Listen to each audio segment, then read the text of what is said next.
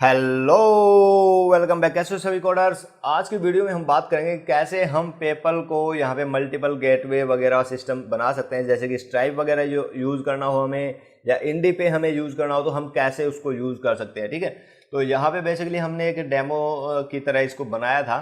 तो यहाँ पर जो हमने पहले पेपल जो फर्स्ट हमारी वीडियो थी मल्टीपल गेटवे सेटअप वाली, तो उसके अंदर हमने पेपल गेटवे और इंटरफेस वगैरह हमने बनाया था। तो यहाँ पे इंटरफेस के अंदर जाते हैं।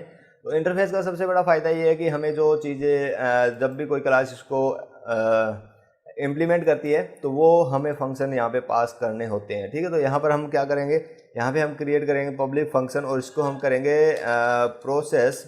तो यहाँ पे प्रोसेस पे हम क्लिक करते हैं। प्रोसेस हम एक मेथड हम क्रिएट करेंगे और दूसरा हमारा फंक्शन रहेगा जो कि है चेकआउट। तो ये दो फंक्शन हमें चाहिए होंगे। ठीक है, तो यहाँ पर इसको हम क्रिएट कर लेते हैं और इसके बाद में हम जाएंगे डायरेक्टली जो पेपल गेटवे है इसके अंदर। आप देख सकते हैं हमें एक रेड लाइन मिल रही है क्योंकि जो पेमेंट गेटवे इंटरफेस है इसके अंदर, तो प्रोसेस के अंदर हमें चाहिए होगी रिक्वेस्ट। तो यहाँ पे हम लिख लेते हैं रिक्वेस्ट और ये हमें चाहिए होगी HTTP के थ्रू। ठीक है, और जो बेसिकली हमें कंट्रोलर के अंदर हम यूज़ करते हैं वही रिक्वेस्ट हम यहाँ पे यूज़ करेंगे। और यहाँ पे हम लिख सकते हैं ऑर्डर, या यहाँ पे हम लिख सकते हैं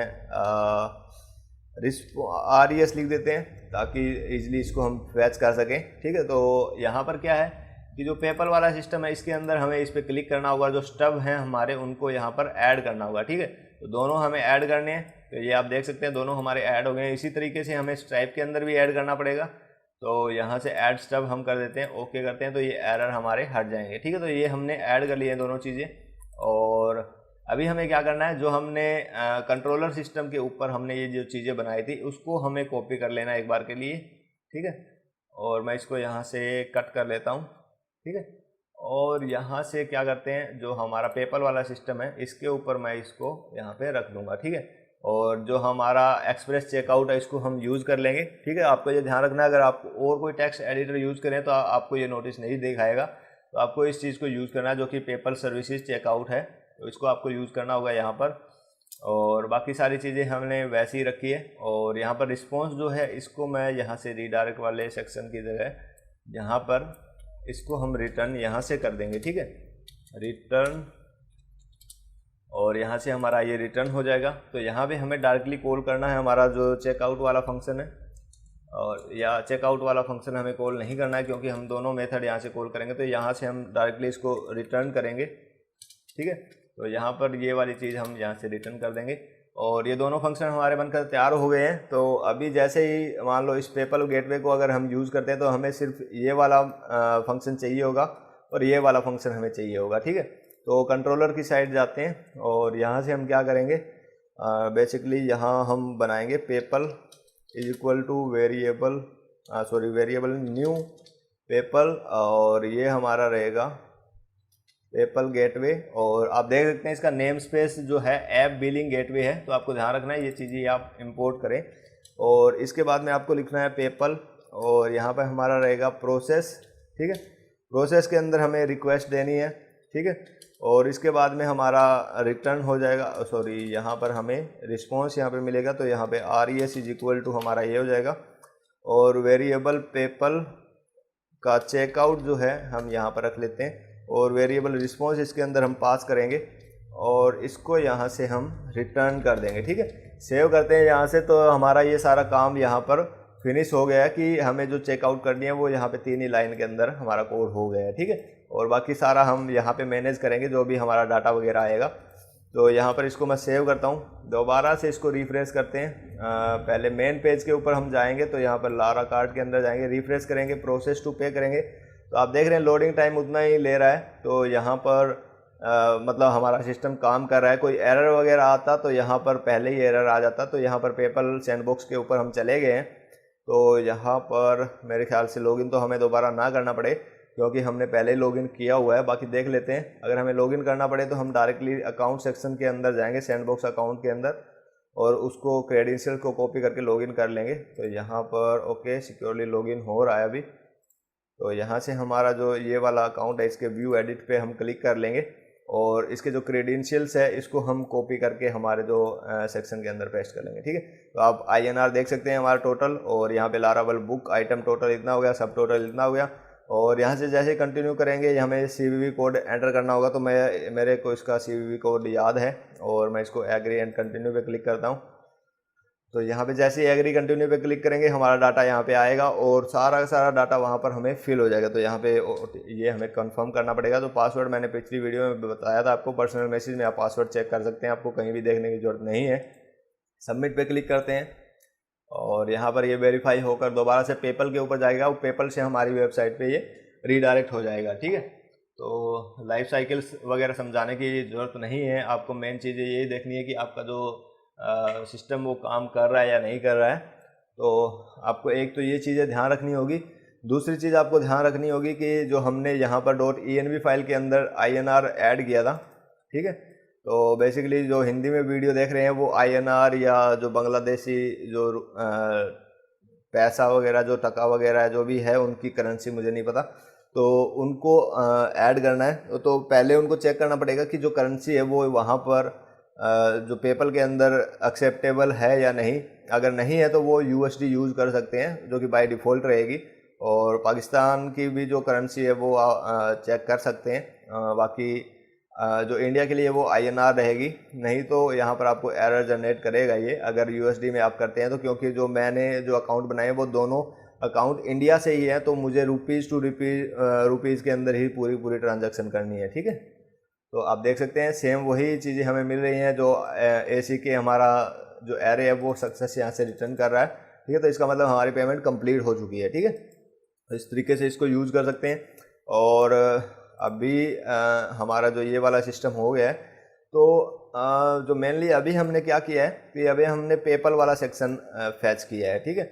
लेकिन हम चाहें तो इस इंटरफेस को यूज़ कर सकते हैं, जिससे कि हम जैसे कि स्ट्राइप वगैरह अगर हमें यूज़ करना हो या हमें पेयू मनी यूज़ करना है तो वो सारी चीज़ें हम कर सकते हैं, ठीक है।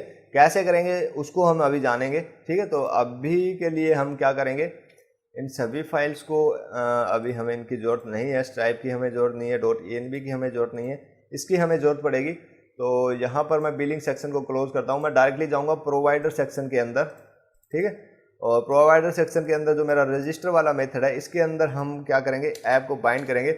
मैंने पहले वीडियो जो सेटअप का सेक्शन बनाया था उसमें मैंने कहा था कि आपको सर्विस कंटेनर के बारे में थोड़ी सी जानकारी होनी चाहिए, और मैंने आपको बताया था कि कहाँ से आप इसकी जानकारी ले सकते हैं। तो वही चीज़ हम यहाँ पे यूज़ करेंगे, वेरिएबल दिस ऐप, और यहाँ पे मैं इसको बाइंड करूँगा, ठीक है। बाइंड किसे करना है, मुझे एब्स्ट्रैक्ट क्लास को बाइंड करना है जो कि मेरी रहेगी इंटरफेस। बेसिकली पेमेंट इंटरफेस हम यूज़ करेंगे, पेमेंट गेटवे इंटरफेस, और यहाँ पे मैं कोलन क्लास पास करूँगा, ठीक है। और ये मुझे इंपोर्ट करना पड़ेगा, इसको इंपोर्ट क्लास, और बिलिंग से इसको इंपोर्ट कर लेते हैं। और दूसरा हम क्लोजर पास करेंगे यहाँ पे जो कि लेगा वेरिएबल ऐप, और यहाँ से हमें क्या है रिटर्न करना है directly, return new payment PayPal gateway, ठीक है। तो हम पेपल गेटवे को यहाँ से रीडायरेक्ट करें। तो अभी के लिए हम कैसे इसको यूज़ कर सकते हैं, शायद कोई एरर है। तो billing interface, Billings interface, okay, दो यहाँ पर आ रहे हैं। तो इसको मेरे ख्याल से हमने कुछ नाम अलग से प्रोवाइड कर दिया। तो बिलिंग सेक्शन के अंदर हम जाकर देख लेते हैं, बिलिंग्स हमने लिखा था, ठीक है। तो बिलिंग्स हमारा अवेलेबल है, तो इस बिलिंग को रिमूव कर देते हैं, ठीक है। सेव करते हैं इसको। तो यहाँ पर हमारा जो पेपल वाला हमने यूज़ किया और दूसरा हमने इंटरफेस यूज़ किया है, तो ये दोनों चीज़ें हमने यूज़ की है। अभी हम क्या कर सकते हैं, अभी जैसे हम इसको पेपल ले रहे हैं तो यहाँ पर हम कोमा लगाकर लिख सकते हैं पेमेंट गेटवे इंटरफेस, और यहाँ पर हो जाएगी हमारा, हम इसको पास कर देते हैं मॉड्यूल, ठीक है। तो इसको लिखने की अभी ज़रूरत नहीं है, हम डायरेक्टली यहाँ पर पास करेंगे वेरिएबल मॉड्यूल, और यहाँ पर भी हमारा मॉड्यूल हो जाएगा, ठीक है। तो पेमेंट मॉड्यूल है ये, तो इसको हम यूज़ कर रहे हैं और इसको सेव करेंगे। और यहाँ से हम दोबारा से इसको हमारे इसके ऊपर जाएंगे और रन करेंगे। यहाँ से ऐड कार्ड पे क्लिक करते हैं और प्रोसेस टू पे करते हैं। देख सकते हैं आप उतना ही टाइम लग रहा है, तो इस प्रोसेस को मैं ज़्यादा आगे की तरफ नहीं लेके जाऊँगा। तो बार बार इसको पेमेंट करने की कोई ज़रूरत नहीं है। तो आप देख सकते हैं वैसे पेपल के अंदर ये जो सैंडबॉक्स अकाउंट है वहाँ पर चला गया है। तो यहाँ पर वापस हम रिटर्न हो जाते हैं, क्योंकि चीज़ें सेम उसी तरीके से काम कर रही है। हमने कोई पेपल सेक्शन के अंदर कोई भी एडिटिंग नहीं की है। तो हमें लिखना है laracart.test, ठीक है। तो अभी के लिए हमने ओनली जैसे कि हमने मॉड्यूल को यूज़ किया है, तो बाय डिफ़ॉल्ट हमारा जो रिटर्न हो रहा है वो है पेपल गेटवे, ठीक है।